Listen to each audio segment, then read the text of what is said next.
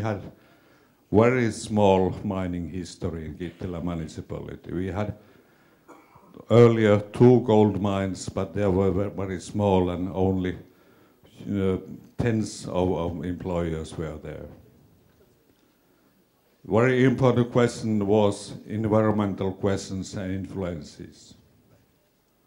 The people were very willing to hear what happens to our environmental area, to what the environmental matters, what happens to our forests. And in that project, there were also local people. There were reindeer herders, there were fishermen, there were entrepreneurs from the villages.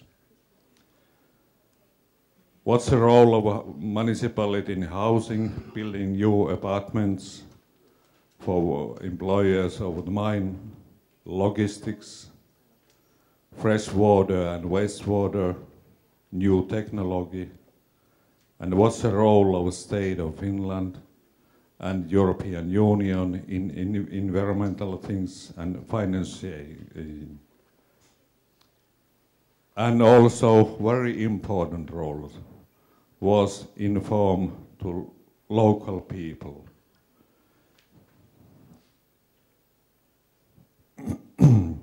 We were lucky. We got Agnico Eagle Mines firm from Canada. They took interest in the gold deposit in the year 1995, and the project advanced fast, and the feasibility study was positive. And also they were very open-minded. We visited in mines in Canada, look at how do they do in Canada. And I'm very thankful that Canadian people, Agnico Eagle Mines people, think quite same like we think thought in Kittila. The financial requirements for the project were good, and Agnico Eagle Mines informed well the municipality and especially the inhabitants of local societies. The environmental impacts of project communicated very openly with the locals and authorities. And also the permitting process, what is after the rules of European Union, it is very hard and it's very tight. It orders how to do and what to do. But we have also bad example. You know, case Talvivaara. And I hope that the mistakes they made there will not be the same in Finland or in Greece. And the development of Levi tourist area is a reason of very good cooperation. We cooperated with the tourism industry, with the Agnico Eagle Mines, with the local people. We had many projects with the European Union to develop especially tourism. And the permitting process went rapid with the state authorities. And impacts on employment and tax revenues was very positive. And what happened? Strong positive employment impact in the region. About 1,000 constructor workers were working in the years 96 and 99. And most of the workers came from our area, Kittila, and neighboring municipalities. And of the 1,000 people from region, Lapland was more than 900 people. And only few specialists came from Canada and from abroad. The education of the workforce was successful. Also in that project we used European money. And cooperation between the mine and municipality was still active and working well. We met at least once in month, perhaps 2 times in month. And now we call mining industry, the mine, and also tourism industry, we are a big family. And Kittila mine employs over 650 professionals, and over more than 400 employers are living in Kittila. And it has happened that young ones stay in Kittila and they come back to Kittila, they make families, they make babies, they trust on future, they build their own houses. And the tax revenues of municipality increased more than 15%. The unemployment rate is now below 10%. It's lowest in Lapland, in our region, and very low also in Finland. The number of inhabitants is increasing, babies born more, the young ones stay in Kittila. And the mine is well accepted and highly respected. And mine also offers support for local sports and cultural events and other activities. For example, if you look at the end of November, Alpine Games from Kittila, every second weekend you can see in TV World Cup Alpine Games, and very big supporter is our gold mining industry.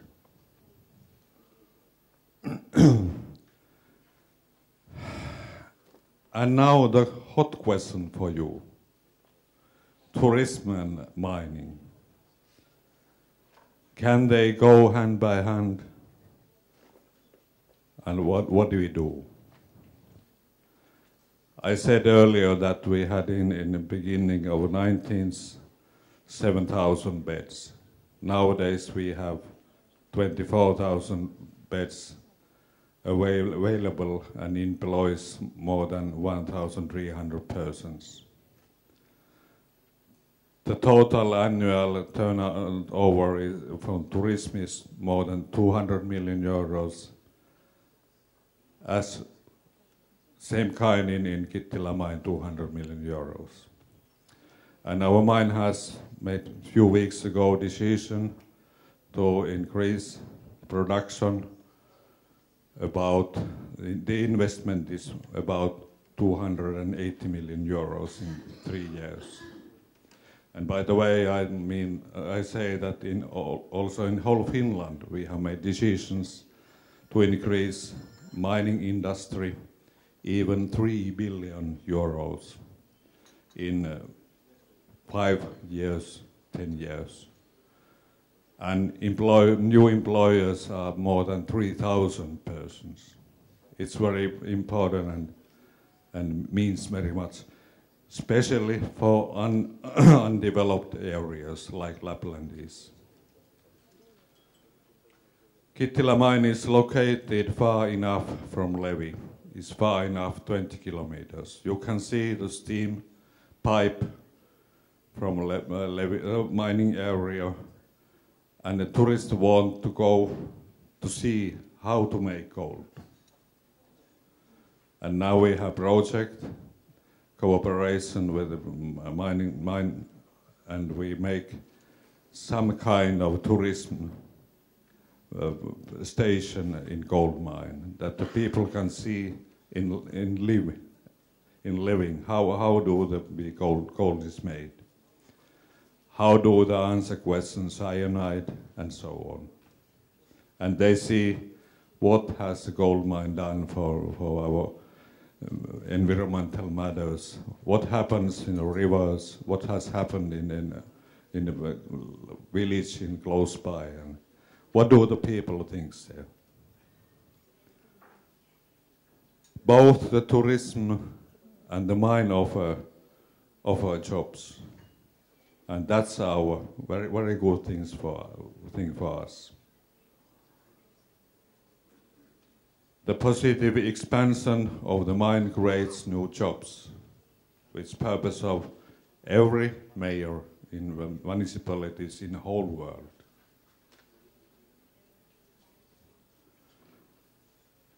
Kittila mine informs tourism industry on environmental matters on a regular basis. Mining scene is in a positive light. If I say uranium, I'm against it, because uranium has minus mark in front of it. And we have also uranium close by Levi area. Kittila mine is increasing the use of tourism services. The attitude towards gold mining is positive not also in Kittila area, but also in the region of Lapland and also in whole Finland. But now the question, how to evolve mining without conflict with local societies. The truth is that local people may be the best supporter of mining, or local people may be the worst opponent of mining. Look at the newspapers from Talvivaara case. Give inform. People want to know what happens to my area. They don't know, they have ever seen no mines, gold mines or on other kind of mines. They know nothing. But they are very suspicious mines. Tell them the truth what you know. And if you cannot answer, take a people who can say what happens. And the people who the people trust. Be honest. If you tell something, if I tell as a mayor some people not the truth, I only tell it once. It's over. Discussion is over. And also, you have ears. Listen to the people. They have something to say, and they want to say it. Cooperate with local societies. Choose the best consults, because you have in the world, even in Finland, very good consults. They know what is happening in mining industry. Trust on the authorities and cooperate with them. In Finland, our tradition is that we trust on our authorities by state and regional area. And we do very good cooperate with them. And choose new culture. Earlier in Finland, there was Rautaruukki, Outokumpu, and so on. They don't discuss with local people. I have been in several countries telling the same story, and I'm here now telling for you, and also in Finland. Everybody, especially the elder people, they remember what happened when we opened mine. Nobody heard. Nobody was listening to what they wanted to do, what they wanted to ask. But the days are gone, those days are gone now. We must be honest and open.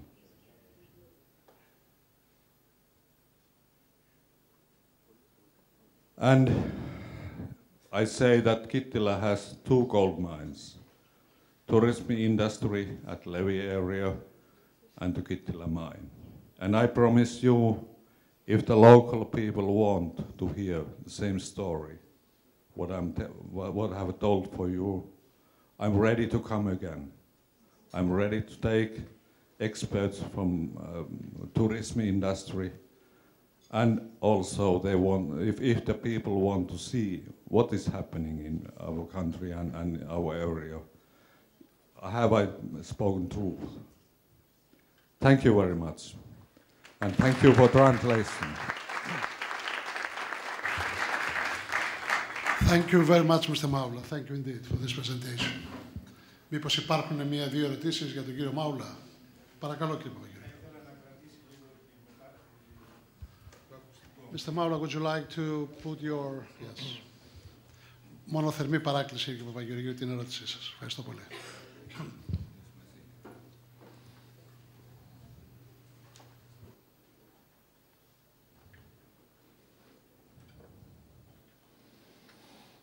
Κύριε Δήμαρχε, καλώς ήλθατε.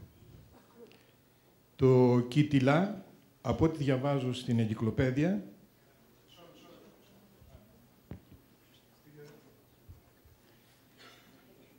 το Kittila έχει έκταση 8.262 τετραγωνικά χιλιόμετρα. Δηλαδή, είναι 12 φορές μεγαλύτερο από το Δήμο Αριστοτέλη και 3 φορές μεγαλύτερο από τη Χαλκιδική. Η πυκνότητα πληθυσμού είναι 0,78 κάτοικοι στο τετραγωνικό χιλιόμετρο. Εάν δηλαδή η Χαλκιδική είχε την πυκνότητα του Kittila, θα είχε 2.400 κατοίκους. Η χαμηλότερη θερμοκρασία στον κόσμο, μείον 51,5 βαθμοί Κελσίου, έγινε το 1999 στο Kittila. Η μέση θερμοκρασία είναι 0,4 βαθμοί. Απορώ λοιπόν πώς γίνεται σύγκριση ανάμεσα στο τι συμβαίνει στο Kittila και τι συμβαίνει στη Χαλκιδική.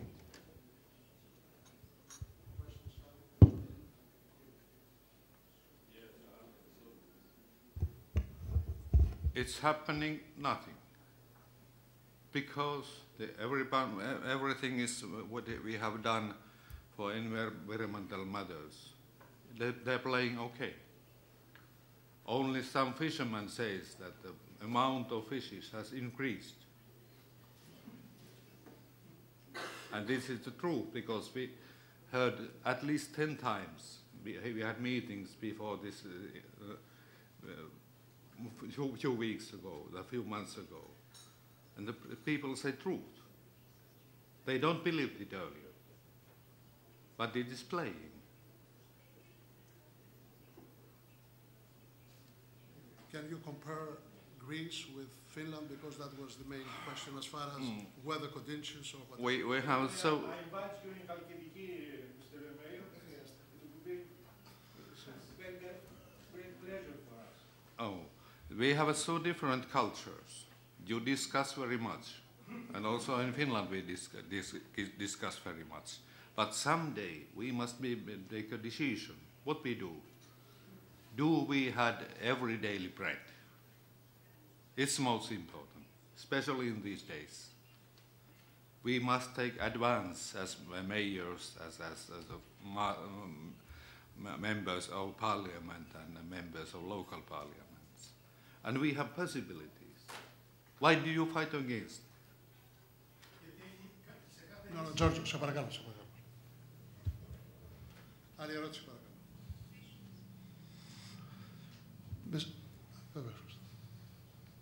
Παρακαλώ. Thank you, Mr. Seppo. Salonikis from Minerals.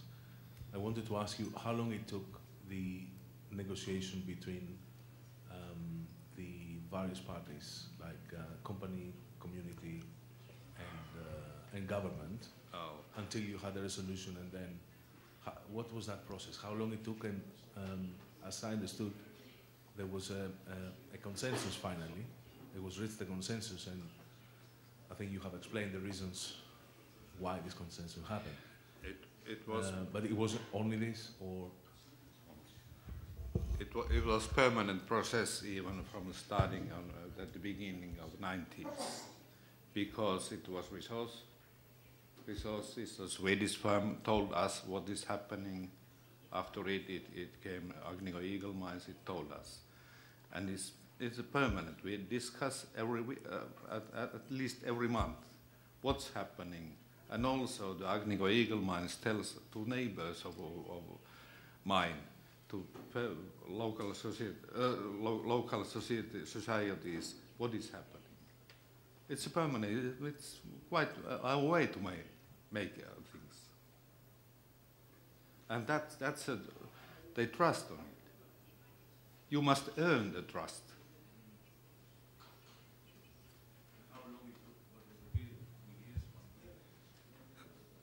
It's a permanent process. No, how long for the license and the factory to be built? I remember that the license was in 1996, 1995, and the first gold came out 14th January 1999. Υπάρχει μήπως άλλη μία σύντομη ερώτηση? Mr. Mayor, thank you very much. Thank you very much for coming.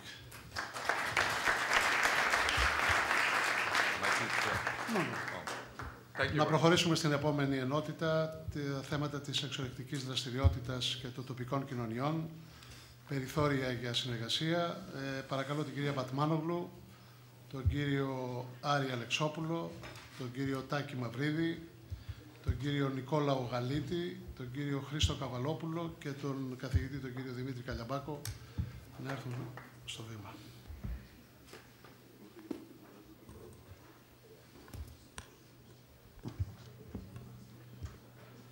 Πρέπει να ομολογήσω ότι αυτό το θέμα της εξορυκτικής δραστηριότητας και των τοπικών κοινωνιών συζητήθηκε και αρκετά στην μεσημεριανή ενότητα, αλλά νομίζω ότι μπορούμε ακόμα να το κουβεντιάσουμε.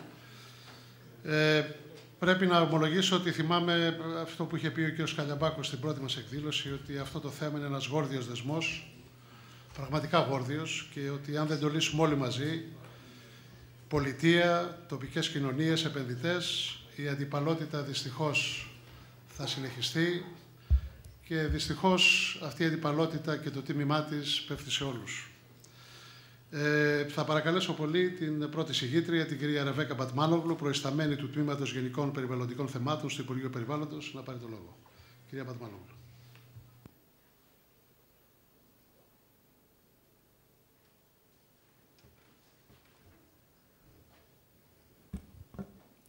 Κυρίες και κύριοι, καλησπέρα σας. Εργάζομαι στο Τμήμα Γενικών Περιβαλλοντικών Θεμάτων του ΠΕΚΑ, το οποίο εκ των άλλων έχει την αρμοδιότητα για την περιβαλλοντική αδειοδότηση των δραστηριοτήτων εξόρυξης. Στο πλαίσιο αυτό, λοιπόν, θα προσπαθήσω να μεταφέρω στη σημερινή ημερίδα κάποιες από τις εμπειρίες μας για θέματα συνεργασιών των τοπικών κοινωνιών και των εξορυκτικών δραστηριοτήτων και να καταθέσω και κάποιες προτάσεις και ιδέες για την επίτευξη καλύτερης συνεργασίας μεταξύ δραστηριοτήτων εξορυκτικών και τοπικών κοινωνιών.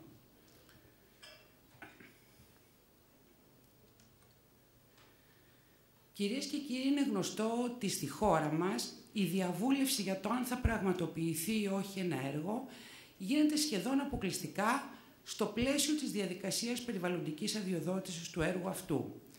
Είναι γνωστό ότι για την περιβαλλοντική αδειοδότηση υποβάλλεται μελέτη περιβαλλοντικών επιπτώσεων, η οποία δημοσιοποιείται προκειμένου να ολοκληρωθεί η διαδικασία της δημόσιας διαβούλευσης. Έχει παρατηρηθεί ότι σε πάρα πολλές περιπτώσεις το ενδιαφερόμενο κοινό, δηλαδή οι πολίτες και οι φορείς εκπροσώπησής τους, διατυπώνει αρνητικές απόψεις σχετικά με την υλοποίηση μιας δραστηριότητας εξόρυξης.